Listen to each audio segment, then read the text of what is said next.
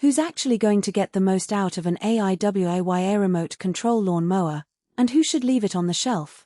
If you're trying to decide whether a remote-operated, hybrid engine mower is worth the price tag for a typical suburban yard, you're not the only one weighing those questions. Link is in the description if you want to check the product details on Amazon.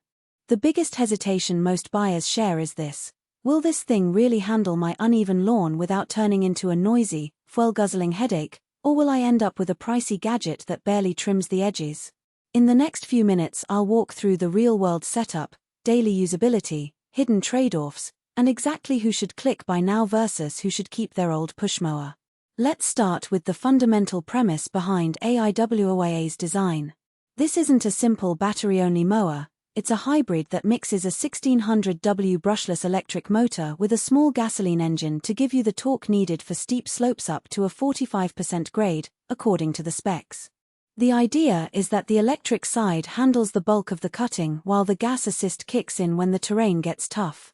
For anyone with a backyard that has hills, terraced garden beds, or a mix of hard-packed and soft soil, that hybrid approach can actually make a practical difference. If your lawn is flat and you only need a modest cut once a week, you'll likely find a cheaper electric-only mower does the job just fine, and you'll save on fuel and maintenance. Setting it up is a bit more involved than pulling a cord on a traditional walk-behind mower. First, you have to assemble the crawler tracks, which arrive in a compact box. The tracks snap together with a series of pins and bolts. The process takes about 2030 minutes if you have a basic toolbox. Once the tracks are on, you mount the cutting deck, adjust the height lever. The mower offers a range from 1.1 inches up to 5.9 inches, and then connect the fuel line. The fuel tank is relatively small, about 1 liter, so you'll need to refill every few hours if you're tackling a large, overgrown area. The electric side of the system plugs into a 24V battery pack, which is removable for charging.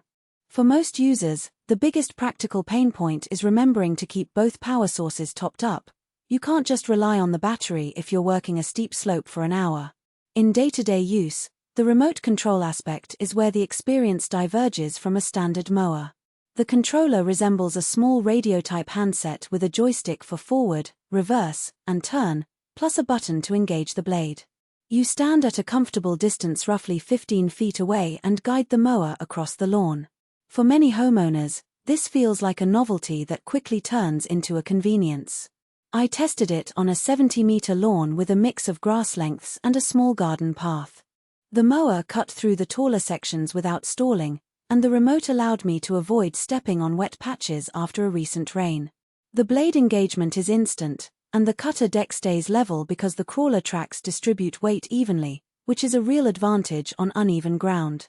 However, the remote control isn't a magic wand. The field of view is limited by line of sight, so you can't drive it around a corner or under dense hedges without physically moving yourself.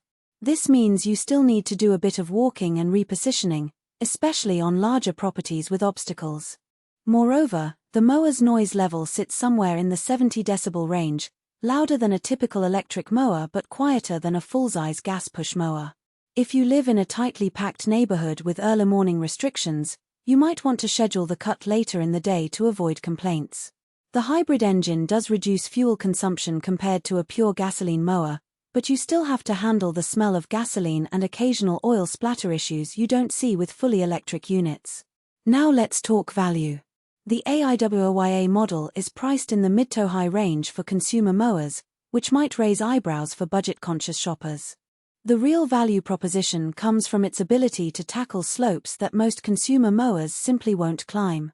If your property includes a 30 to 45% incline, you're likely spending a fortune on a specialized hillside mower or resorting to manual trimming with a string trimmer. This hybrid crawler does the job in a single pass, saving you time and reducing the need for multiple tools.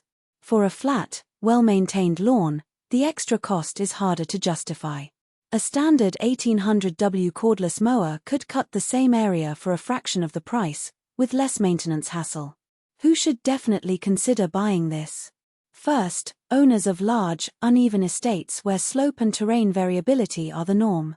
Second, hobby landscapers who need to maintain a mix of grass heights, perhaps a sports field bordering a garden, because the adjustable cutting height lets you switch from a low-profile trim to a deeper cut without swapping decks. Third, anyone who values the